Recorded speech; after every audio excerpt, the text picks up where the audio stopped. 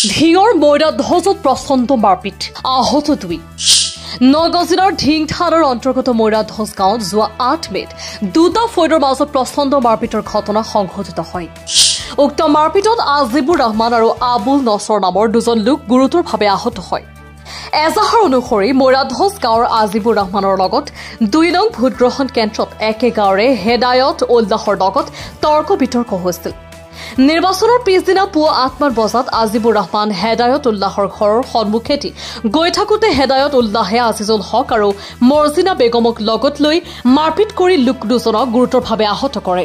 ইপিনে আজিবুৰ ৰহমানে 3জনৰ বিৰুদ্ধে ঢিঙাৰক্ষী থানাত এজাহাৰ দাখিল কৰে যদিও আৰক্ষীয়ে এতিয়ালৈকে এজনো আসামীক কৰায়ত্ব কৰিবলৈ সক্ষম হোৱা নাই। মোৰাবাৰীৰ পৰা ৰফিকুল ইছলামৰ ৰিপৰ্ট, লখিমপুৰ গ্ৰাম টিভি।